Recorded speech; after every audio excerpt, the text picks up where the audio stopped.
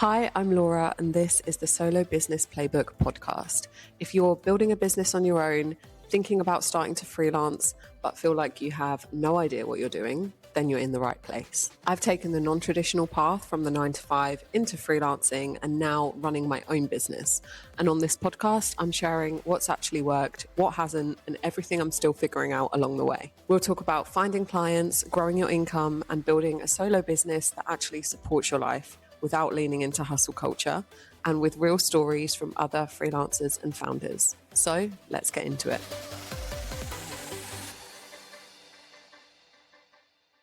Hello, everyone. Welcome back to another episode of the Solo Business Playbook podcast. Today, I am joined by Virgo and Sofia, founders of Molto, a Whole Foods dessert brand based out of London. Welcome, guys. I'm so excited to have you both here. How are you both doing today? We're Very doing good. great. You. So for anyone who maybe hasn't heard of Molto yet, how would you describe it in one sentence? Molto is a Whole Foods dessert brand. Essentially, it's a dark chocolate chip cookie that is only made from real ingredients. So only thing you would potentially have in your cupboard. No nasties, no emulsifiers, no starches, no refined sugar. That's Molto. And in other I love words, I it. would say as well, the motto is our safe place in a way. Yeah. That's why we decided to also create it. Obviously, the Whole Foods dessert brand is what it is in practice, but then in other terms, it's us. It's something that we are, and it's something that we enjoy, and it's the philosophy with which we live our lives. So it For just sure. makes Yeah, sense in practical terms to define it like this. Yeah, I 100%. love that. I love that.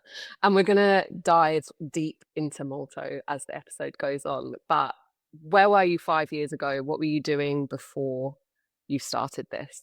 Before I started doing this, I was working full time in standard corporate jobs. I was essentially in finance. I was working for a Swiss bank. Specifically, I was working in sales. I had a pretty standard London life, right? Like I studied Yeah. finance and then I moved into the corporate world. And I just felt like at some point things started to shift a little to the point where at some point I got this redundancy, which was a bit of a wake-up call. And I don't want to get this to be too long, but it was a bit of a wake-up call. I had another job offer lined up after my redundancy, which I didn't take because I started feeling like things were shifting inside of me.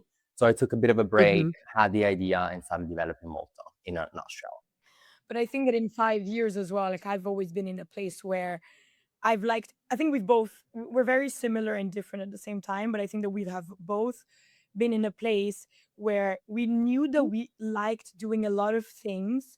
We were never the best at anything specific, but we Yeah. knew that, like anything that we wanted to do, we could do. So it was kind of like we're always questioning what should we do? What do we want to learn? What do we want to work with? Do we not want to work? It's always been like a question between us we've talked about and then we've neglected. We went back to it. So I think that we've both followed very traditional paths since university, which is where we met, but we've always been questioning what is it that we actually really wanted to do. So I think that the great thing that Moto brought to us was also this possibility to just explore and just try new things, which is very different from where we were 5 years ago. Totally. Yeah, I love that. And I love what you said about, I relate to it quite a lot, about not having like a specific skill necessarily. And I Yeah. do think that's such a common trait of founders in general or entrepreneurs is like they're almost like a jack of all trades and also willing to just get stuck into things that they've maybe not done before. And yeah, I think that's super relatable. I think it's what you said, it's super relatable too. It's just you can feel like there's like a creative force being buried underneath somewhere. And you Yeah. even have that frustration sometimes where you ask yourself, like, how do I let it out? How do I actually express this creative force that I know that I have? And yeah, I think you just have to kind of like change some structures in your life in order for that creative force to slowly like come out again, because otherwise it's like a Yeah. muscle that gets atrophied, you know? Like, I feel like Atrophied, Yeah. is that also, the like, word? creativity has always been defined in a way, like, you can sing, you can draw, you can this, you can that, so Yeah. when it's not specific, I think it can be heavy on a person because we've always wondered, like, we know that we like to think, we know that we like to, I don't know, like Yeah. things differently, but what does that mean? And what does that mean in our careers? So I think that this was the kind of the stepping stone and the turning point in everything when Molto came in. Yeah. Yeah. And I love that you're bringing creativity into it as well, because I used to think that I was not a creative person because, like you say, I couldn't draw, I couldn't sing, I couldn't really dance. So I was just like, oh, I'm not a creative person. That's just Yeah. not who I am. Until I started creating and building businesses. And then I was like, Yeah. oh, actually, I am very creative, just not in the typical way. Yeah, yeah, yeah. No, no, for sure. And I think it's just because since school and when we grow up, we're always taught to just react to life, right? Like we're always taught that you have to Yeah. respond to circumstances, you have to manage crises, you have to deal with the day and deal with time going on. And so that bit where there is more like creative, like it just kind of like that muscle, like at some point, like starts like sleeping, right? And I guess it's up Yeah. to the individual to just like keep hearing like those voices and keep having that confidence, like that creativity will sometimes find its outlet, and then you just execute once you change some structures, and then you execute once when you're ready, basically. You just execute Yeah. when you're ready. Yeah, definitely. And I just want to come back to the redundancy quickly Mm-hmm. because I've never been made redundant and I'm interested to hear what was your initial reaction like when you first got the news? What was your first thought that came into your mind? I don't Probably know. other than, "Oh shit, what am I gonna do?" Yeah, oh shit, what am I gonna do? But I think you're probably not gonna believe it, but I felt like the pieces of the puzzle were like all coming together straight away. I was like, Yeah. something has been shifting in the last few months in the way I am thinking about my life, in the way I'm thinking about my future, how I live my days. And I had like this solo trip 2 months before in Tunisia, which was very special to me. I spent almost like a week alone traveling in Tunisia. I've always enjoyed traveling solo, but that was like my, I don't know, I would consider like my real first solo trip. And in that trip, I was just like thinking a lot about myself and where I was heading with my life. I was leaving the phone at home. I had like this little cute Airbnb by the beach. I would leave my phone back at home. I would just like hang out at the beach with my book. I started writing again. So I picked up an old passion of mine, and I just started asking myself like some questions whether what I was doing was actually the right thing for me. So when the redundancy came up towards the end of October/November, I was like, this may be an opportunity, not a threat. Yeah. Yeah. So Feels like a generally, this sign. was my first Everything is a thought. sign of the universe. Yeah, that was my first thought, to be fair. And Yeah. then I had another like job offer lined up. So essentially they offered me a better role, more prestige, and it was a redundancy because my old job was getting like my old department was getting discontinued, but they did want to retain me, I guess, as an employee. And I just felt like getting that new job offer was just going to keep me stuck exactly where I was. So Mhm. Yeah. that's the decision I took I feel eventually. like it's such a cliche, but I really do feel like travel is just such an amazing way of like being able to step back and figure out what you actually want and where your goals are and things like that. And obviously, everyone's like, oh, they went and traveled and found themselves, but like you Yeah. do. It's a cliche for a reason, right? Yeah. And I completely relate to you. I remember when I left London, I lived in London for a few years and then left and came to Bali, and that was 4 years ago, and I remember just my first month here, I was like, "I don't wanna do that anymore." Like, no, I'm not living my life like that anymore, and you almost just need the space mentally Yeah, to, like, step away from everything and, like, not just keep getting swept up in the day to day, for sure. and, yeah, like, really You just see, be alone, be yeah, no distractions and just figure it out, which, yeah, I love that. Yeah, it's no, always the best if 100%. you bring a new perspective into things, right? I feel like even the smallest trips, like even when we go for a weekend somewhere, like I feel like escaping your reality is a way to see things differently and then maybe reassess what you actually like and what you've been accepting that is what you need to do. Because Mhm. we expect a lot Yeah. of things from the moment that we start growing up. We're born and we're asking questions and we wonder, what do I want? How do I see the world? But then we're told and we're taught to not ask questions anymore and accept. So we Yeah. just Yeah, predict like, what we're supposed to do. And I feel like traveling is a way to escape the predefinition because Hmm. you don't have the things that remind you of what you're supposed to do. So you see things differently and then you come back and you Yeah, have like, a different perspective even on the smallest things. And I feel like this is where for change sure. Yeah. plays. definitely. Yeah. And so during that time, or maybe it was before, Mhm. when did the idea for Molto first come to you both? I think that it's like a ritual that the both of us have shared together for the almost 8 years we've been living together, right? So the brand is built on this, we call it the ritual because it's something that we would do every Sunday in our worst clothes. We would run to the supermarket anytime, whether it was 8, 9, 10, or 11 right before closure.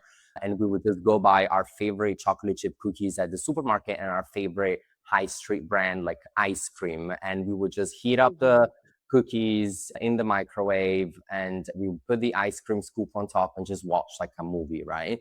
And then at some point during that period of me taking a break away from work, so right after the redundancy, we were about to go to the supermarket, we were putting our shoes on, and we just looked at each other and we were just saying like, we just wish we could have our favorite dessert combination without feeling badly the next day, because we're both people that have a very healthy lifestyle. They like to work out, like real food and stuff. So we were like, eureka moment, like, why can't we just have our favorite dessert without feeling poorly the next day because of the sugars and the fake ingredients and the emulsifiers? And that's where the idea came from. Because we Yeah, I have love never that. really given too much attention about over the I mean, we've always agreed that we want to eat the dessert. It's not about eating or not eating the dessert. We just want to Hmm. have a Monday because we do it on Sunday where we feel good, where we feel like we can wake up, work out, Yeah, Yeah. go to work and be productive. And I feel like because we like to indulge, that's the truth. Like we like to sit down, have the whole thing, watch the movie, and just indulge and just enjoy the Yeah. moment and forget everything. I feel like it just like slows us down the next day. So we just thought we just want to be able to do it in the same exact way and yeah, set but more comfortably. So the comfortable, relaxing feeling that you have while you're having the dessert just yeah. lasts. Yeah, And then for sure. And Right. and I'm also going to say it's funny that you just brought up like the Monday the next day. And what me and Sophia always had in common is that like we, you know how people always say you have to start your week right. So on Monday you eat Yeah. healthy, you go to the gym, blah blah blah. But actually for us, because we would have this like supermarket dessert full of like nasties and refined sugar, Monday was always like a settling in kind of day. We would never like go to the I gym. love We that. would always feel like a little bit like drowsy from the sugar or whatever, because again like our Hmm. bodies are not used to it. So when your body's not used to Yeah. refined sugar, once it hits, you do feel it the next day. I mean, it's nothing dramatic, but you do feel it the next day. So for us, it's Monday was always the settling into the week. It was never like that. It was always Tuesday, our first day of the week, basically. Let's put it exactly. this way. Always. Also in life, like whenever you do something, you pay a price for it in a way. So it's you Yeah. decide the risk, reward, like is it worth it? How much can I give? And I think that our whole goal as well was to reduce the price that we paid to Yeah, have this moment exactly. into it. Because we would Yeah. always look forward to it. Like we would always have very busy weeks and weekends, and then that was our moment where we don't have to talk to anyone, we don't have to think about anything, we can just relax. So it was just a way for us as well to just reduce the price that we pay in the Yeah, sense. reduce the negotiation entirely. Yeah. Exactly. Yeah, I love that. And I also love the fact that it was like born out of a ritual because I think all humans have their own little rituals. We all for like to sure. indulge. We all like to do this one little thing that helps us just not escape reality, but like soften the life Wait, in London that you're living and enjoy Yeah. for without feeling guilty. But yeah, like you say, I think naturally, even if you like, oh, I'm going to order a takeaway, you do have this guilt afterwards where you're like, oh, I shouldn't have done that, or I don't feel too great now. So Yeah, yeah, I think it's such a real experience that yeah. that people can relate to for sure. For sure. And I think that other than just like instead of like escaping reality, the way that like I like to see it is that that's actually a moment for yourself to just like be fully Hmm. with yourself in the moment and just like enjoying it fully. So it's not about escaping, it's actually about returning. That's the way Yeah. we see it. And if Around. you, I don't know if you had a look at our logo and illustration, it's actually I two people did. in cozy clothes, grounded on the floor with their legs grounded on the floor, holding the bowl of warm cookies and ice cream with one of them in their hand in mudra, and they're both very relaxed, very grounded. So they're definitely not escaping reality. They're actually very grounded where they Yeah. are, enjoying that moment. That's why we say it's our baby, because that's the effect that we Mm-hmm. have on each other. We ground each other while giving each other the sense that everything is okay. You can enjoy. You Yeah, can enjoy Yeah. every day. You can enjoy everything that you have to do, within the most like the harder things that you can enjoy. So it's like a grounding, but like in a very light, positive way, you for know. sure. Mm-hmm. Yeah.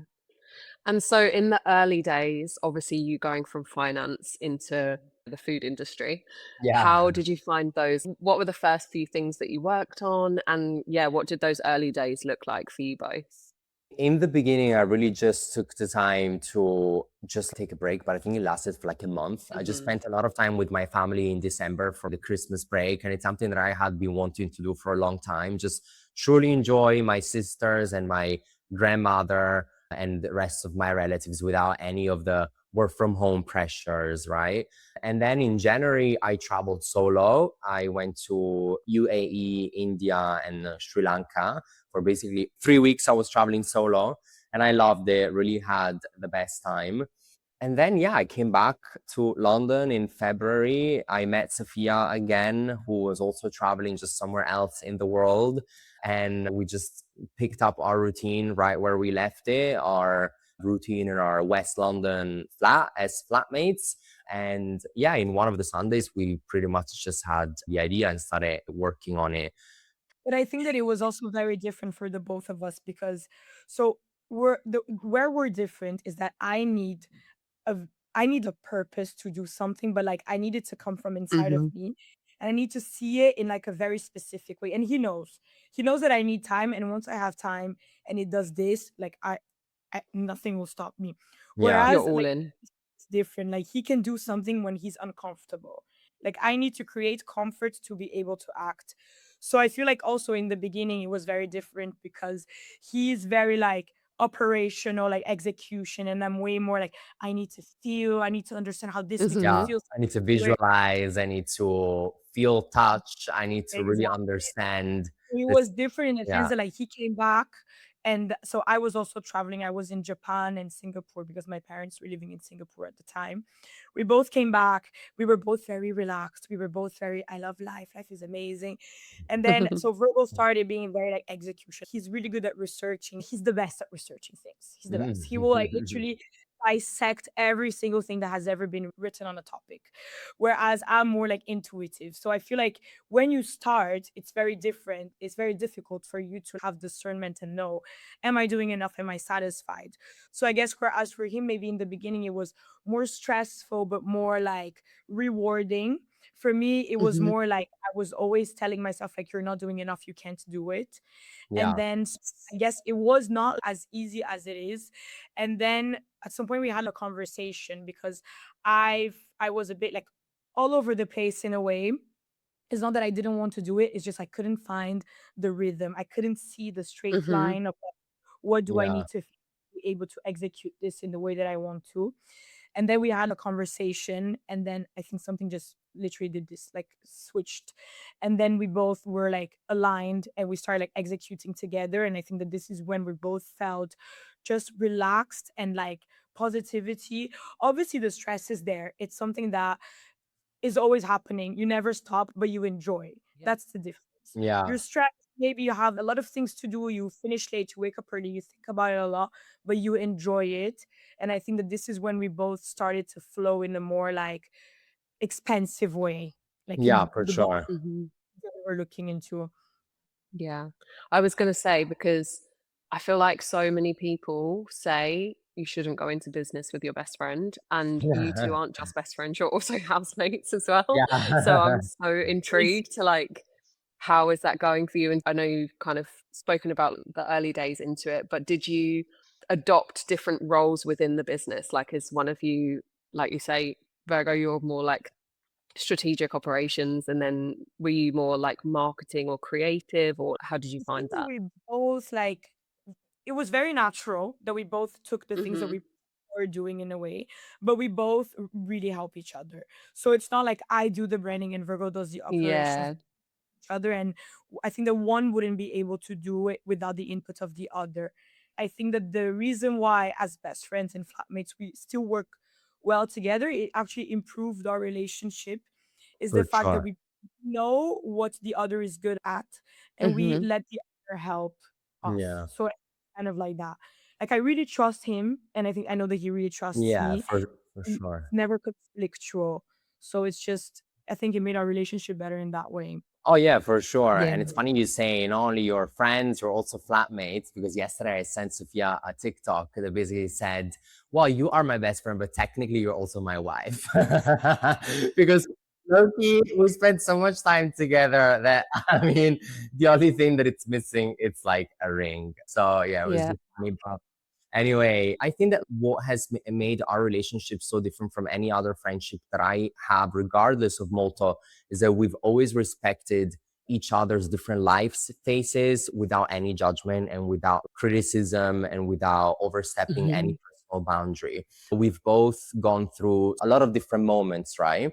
And not all of them were so good, right? No. For the both of us. Hmm. But I think in every each one of those phases, we always respected each other fully, and we always trusted that the other person would see through the other end. So I think that what then helped as well is that we always had extremely transparent communication. So we both learned that it's a safe space to just talk about anything. So when Sophia was talking about how in the beginning to tell me that she was maybe having a bit of imposter syndrome or struggling to find her place in things or not being able to find her exact pace and contribution, I could see all of that. So I just let her be, and I just allowed her to find it herself, until at one point I just generally just asked her a very simple question. We were on a walk and I just told her, so how are you feeling about everything and how are you feeling about Molto? And I feel like she understood that that was me saying, I see you. I don't need to say that I see you, but I see you. And so that's when she just told me about her concerns. We talked it through, and then it was since then there's something unlocked, right? I think in friendships, you just need to have extremely transparent communication, especially if you're going into business together. Yeah. Yep. And I think that Yeah, I mean we've definitely. lived together for 8 years, and it's not easy to live with someone. So if we do and if we choose to every day, is because we have this our the thing that we have in common is the fact that we respect space and freedom. And he doesn't owe me anything. I don't owe him anything at Yeah, all. So it's a choice to be there. Like I live with him, he lives with me, we do things together, we do everything together because we want to. yeah, So Hmm. I think that this is where it's just very light, and it's what to go back to what he said, in the sense that we can see when the other person is going through a harder phase, and we don't intrude because we trust the other person, and we know that our role is just to be there, kind of like in a family way, as in Hmm. I'm there for you. You can be going through the craziest phase of your life, doing weird things that I don't support, whatever. I love you. I'm here for you. Go through it. And I'm here for you when you need to talk about it. If you need to cry, if you don't want to talk about it, if you want to pretend like nothing is happening. And I think that this is where friendship is able to create something, yeah, because you achieve another level of frequency where it's a choice. So you can create together. You don't have to and like give each other specific things that you Hmm. don't want to put in. It's not an effort. That's what I yeah, mean. for It's sure. reward.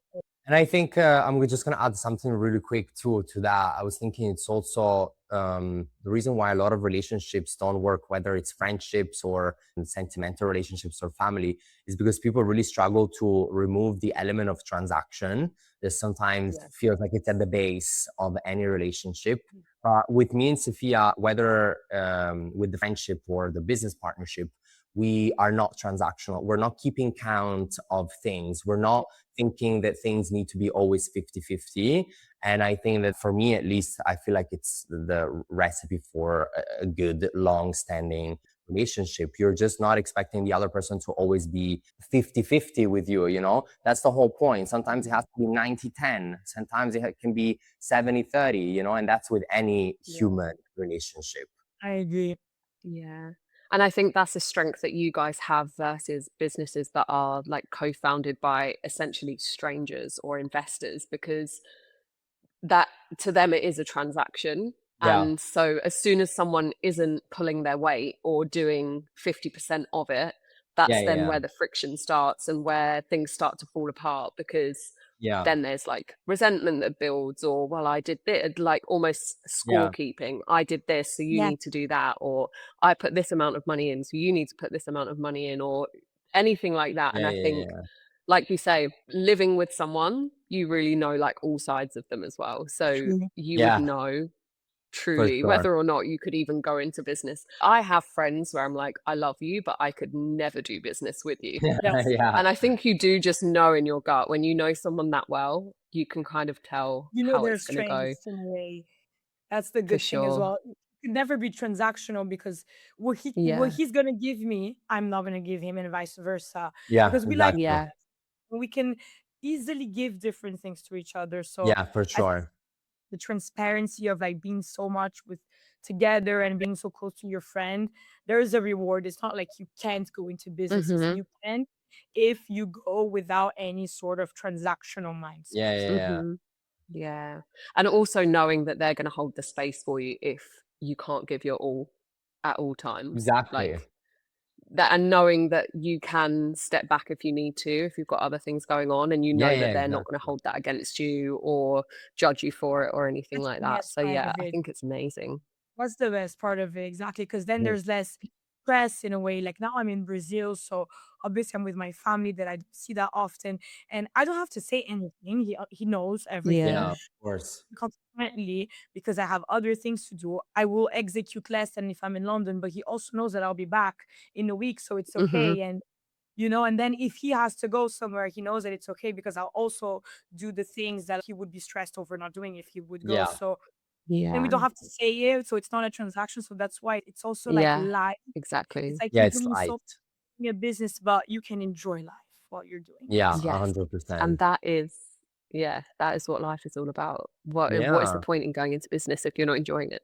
You need to have Exactly. fun with it. When I have these moments where I'm Yeah. like physically tired or stressed, I always tell myself, you need to keep having fun with it. And you are having fun with it. Yeah. So like don't forget that, you know, like you are, Yeah, it's not man. like when I was in finance, I felt like I was everywhere with, with people, clients, lunches at parties and stuff. But I felt like I was present nowhere, you know? Whereas at least Mhm. now I'm tired, but I feel way more present in everything that I'm doing. And I tell myself, you're having fun with it. So you are tired because you generally did 25,000 steps at Now, your production site. So of course you're tired, your legs are hurting. It's a natural thing, but it's a different kind of tired. It's not the kind of tired that I had when I was working in corporate, where I just felt like I was nowhere. I was just performing something. Whereas now I know that I'm just having a good time. it's the fun tired. Exactly. Yeah. Love that. So I wanted to come back to branding and also building in public, which I think is quite a hot topic at the moment in general. I love your branding. We touched on it earlier. Like the first time I went on your website, I was like, I love this. I just feel like it just Mm, immediately comes across as comforting, and I love yeah, that. like you say, just That's like, amazing. I don't know, Thank it you. makes me want to go get a bowl of hot cookies and ice cream, which obviously is the point. But you did also mention to me offline that you really care about the difference between building a brand and just launching a product. So I'm really intrigued into like what is that importance for you of the distinguish between the two. That's what we always tell each other, that we are not launching a cookie brand or an ice cream brand, Mhm. which is the second product that will come out in July this month. Is that we want to launch a whole foods only dessert brand. So we want to show people that they can indulge without any negotiation with a product that doesn't take anything away from them, but that only gives them back something. How do you do that? By making it real foods, by branding it as such. So everything that we do in terms of Instagram and TikTok, where we show the build and we talk about whole foods in general, is has this like specific goal, which is trying to build a tribe, right? We always say that we would rather have, I don't know, 5,000 people who get it rather than like 5 million where 4.5 don't get it at all. So that's Hmm. where we say we are building this category that in supermarkets is just not there. It's not there Because I yet. think, Yeah. you know, So it's something that we both live our lives in this philosophy, in the sense that I mentioned earlier, everything is a transaction. So you decide to eat the dessert, but then tomorrow, how are you gonna feel? Are you gonna have a stomach ache? Are you gonna have pimples? So I get, but you're what gonna we have break out. the fact that like we don't like transactions.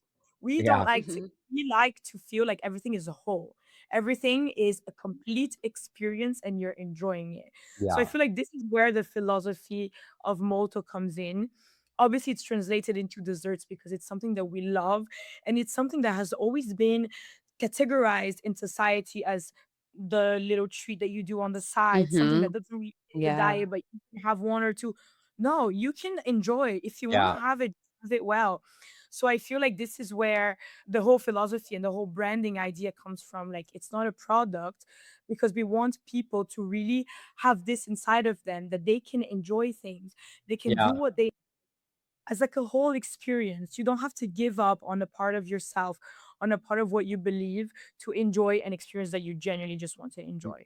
So I yeah, think that Mhm. this is where the whole like branding idea is anchored in. And yeah, that's why we Mhm. very specific with the terms that we use because we don't want anyone to yeah, go back to any like thoughts that they may have preconceived around like desserts, around the reason why they're allowed or not allowed to eat a treat. yeah. We are not aligned with. We want Mhm. people to feel free and to feel like they can do whatever they want as long as they're doing it with their whole like consciousness in Yeah, and mind. as long as they're eating foods that is made of real foods, essentially. So we have Mhm. like a whole, in terms of our branding, we also have a whole list of like prohibited sort of like words that just don't resonate with who we are, Yeah. and that are so common in supermarket. I wouldn't say dessert, but supermarket snacks. Like there's a lot of ice cream Hmm. brands that market themselves as like guilt free and better for you, but our question was always, why do we have to think about guilt, and why does a brand call itself a clean label and then contain things that none of us would have in their cupboard? So why do they Mhm. contain things that I can barely pronounce, things Yep. that come from a chemical lab, modified starches, gums, emulsifiers, all of these things that none of us would have at home? So that's where we are like, okay, there's something wrong here. Let's fix that. And I feel like the hard part as well is the fact that obviously the reason why these words are used and the reason why most brands they give you something for the price of something else is because it's easier to sell if you mention the problem. If you're like, you have a problem. The problem is that you feel guilty, but if you have this, you won't feel guilty. Mhm. But the Yeah. truth is have it on the back of your mind. I feel like the hardest part is to not sell because of a problem, but because of something Mhm. that is it just is what it is. So that's when I feel Yeah. like the whole branding communication, this is the hardest part when we're building like branding for Molto, when we're doing like the Instagram posts, when we're communicating, because we're just showing what we mean without making statements, because Yeah. this is Mhm. different interpretations. We don't want to create more division in people's minds. Yeah. So Mhm.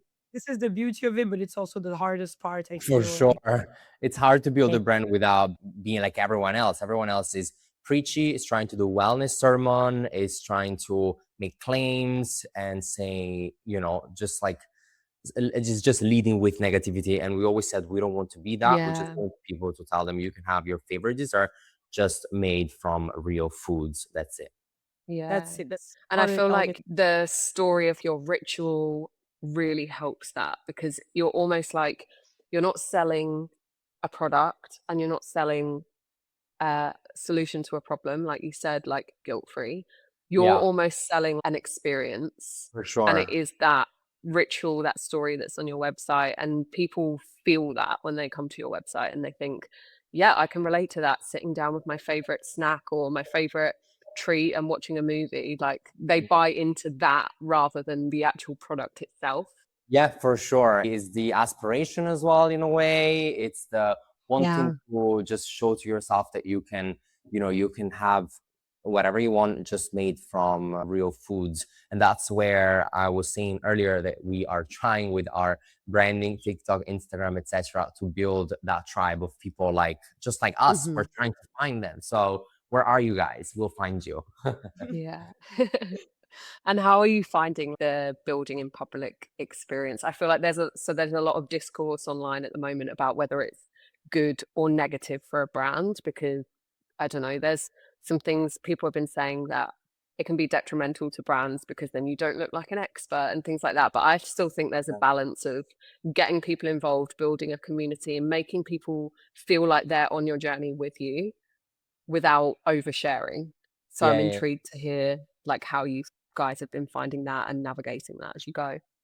I think that for me, maybe it was slightly maybe easier. I don't know if it's an unexpected answer, but it was slightly easier because I feel like what stops a lot of people from being publicly and do things on social media is the fear of external opinions, which is something that I Mhm. don't have maybe as much. And that's part of like this process that I've been through where I started asking myself, why are you working in finance for? Is it because of validation? Is it because of what your family is expecting of you? Is it because of what people are going to think socially, etc.?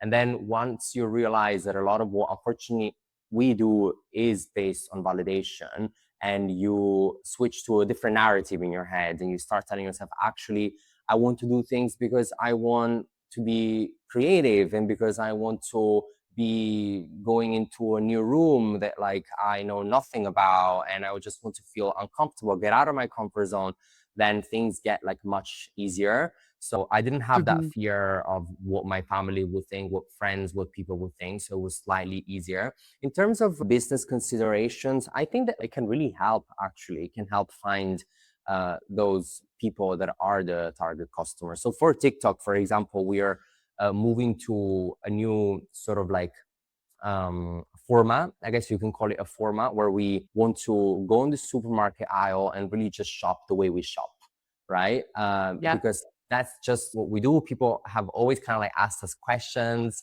They were curious. So what coconut yogurt I should choose? What should I buy at the groceries? Like what's the best like whole foods that I should focus on?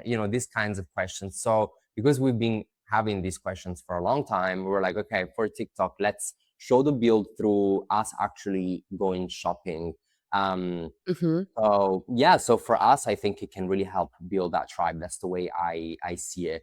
And it's not Yeah. easy. The algorithm doesn't always pick it up, No, but it's just hard about Not though. always. consistency. It's like never been. I mean, we're very communicative. We've never been shy. You can literally put any of us alone in a room and we're fine with it. So I feel like the hardest part about it is making the videos because it's something that we've Mm. never done. We like to talk, we like the human contact. So I feel like the challenge here was this part, which we decided to take because we know how rewarding it is when you actually connect with the people. We Yeah. love to connect, love to talk to new people, to Yeah. get their feedback, to understand why they would want the product. So I think that this is like the effort that we've put, the hardest part, because we know how rewarding it Mhm. is. But yeah, I think that when it comes to being very clear and open about the brand, we've also always been very lucky to Well, have a very supportive system around us. I think both of us, maybe we've had preconceptions at the time that maybe it's better if we follow something more traditional or whatever. But I think that we've both been very lucky to have a family and friends that support everything that we do. I think that both me and him, we have families that everything that we do, they think it's amazing. So That's they're actually actually true.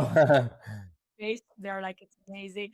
So this is like such good confidence and it's such a privilege when it comes to Mhm. doing what we do right now.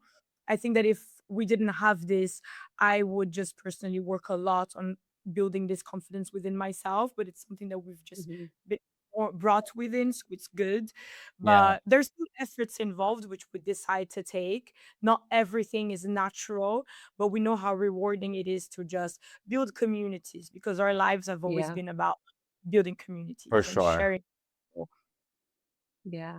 And also, the more you put yourself out there and do things that you're not comfortable with at first, like you just learn so much faster when you're doing it and making mistakes Of versus just course. like watching about it or reading about it or watching other people doing it. I actually saw one of your supermarket videos just before we were recording.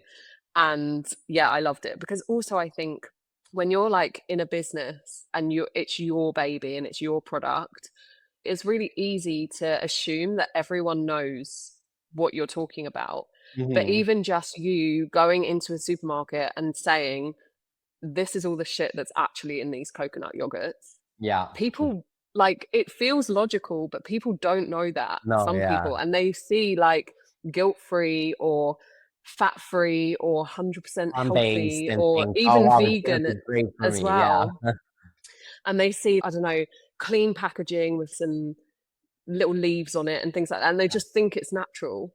So I think that is still going to be like so educational for your audience. And also, like you say, it's such an amazing way to start building a community, get people involved, get them buying into your story and what Yeah. Molto's all about. And also then in turn, it's literally audience insights for you guys. So Sure. Yeah. that's like all the benefits of building in public is you're Yeah. getting direct market Yeah. research For sure. from the You source. you even see the words people use, and then you can just use that for marketing, for example. When we talk to Yeah. people, I'm so like I try to pay so much attention at the exact words they use when they talk about the brand, because then for me it's just more Instagram post ideas for the both of us, you Yeah. know? And it always Uh, comes through. You always send me a message after you speak to someone being like, I yeah. have an idea. Yeah, exactly. No, I think you have to talk about, I feel strongly about this. When you, as a first-time founder, you have to talk about your brand to as many people as you can. Like you need to exhaust the list of Yeah. people that you know and talk to them about your brand. Because from those conversations is where you extract the most value outside of just networking opportunities and introductions and stuff. You extract a lot of marketing values. Sofia made this example because the other day someone asked me, so why in your logo one of the two heads is tilted? Hmm. And I was like, I messaged Sofia right after. I was like, this is like the third person asks us. Even though we have explained it in like a past video, I was like, let's make another post about it. Because if that's what people are wondering, then we might as well just mirror their language and just give it to them with like a marketing piece, you know, with a content creation. And that's just a silly example, but it happens so many times. Now we're working a lot on showing how different people have different rituals, because we have given for granted that like everyone would be sitting on a sofa in their worst clothes, eating the cookie warmed up from the microwave and putting an ice cream on top. But then the more we talk to customers and the more people message us with their feedback, we've been getting people saying, I love the cookie cold from the fridge. I loved having the cookie after I went to this like run club. I had my cookie right after a surfing session at the beach. So we're actually finding how we can embrace that everyone has their own ritual without dispersing the brand identity, Hmm. right? It's just that whole Exactly. point. I love that so And much.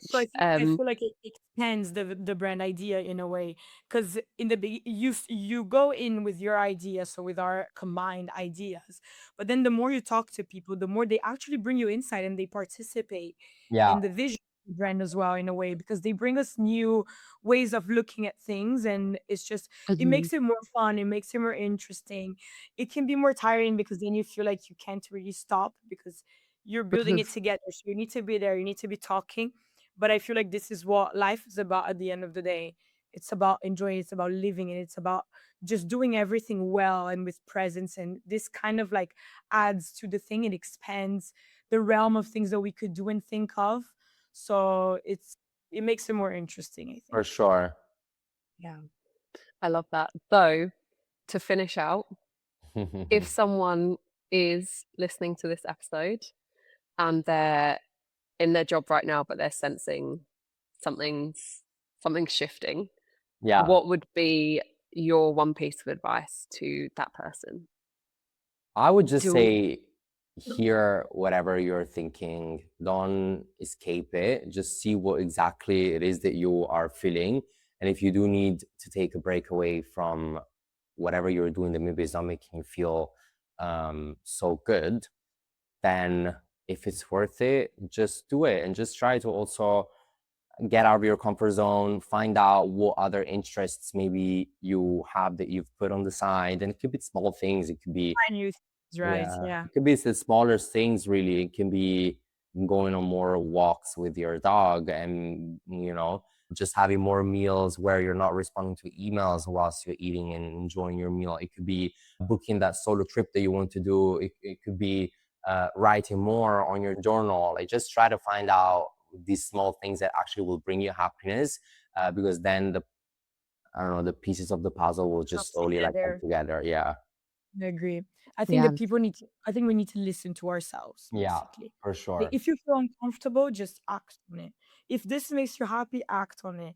And then the whole experience that you're living, everything that you're supposed to live will come to you. Yeah. But just listen to yourself and act based off how you're feeling, and just don't be scared, and just do it with consciousness, responsibility, care, love, and everything will be okay. Yeah, for yourself and for others. We have free will. So, I mean, we just have to have the courage to act on whatever we are feeling and thinking, whether comfortable or uncomfortable. So, yeah, that would be it. Yeah, awesome. And so where can everyone find you both and follow the build of Molto as well?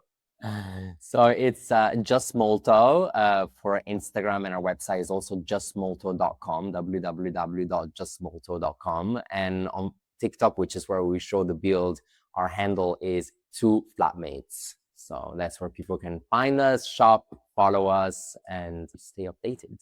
I will link everything in the description as well so that people can go straight through to you.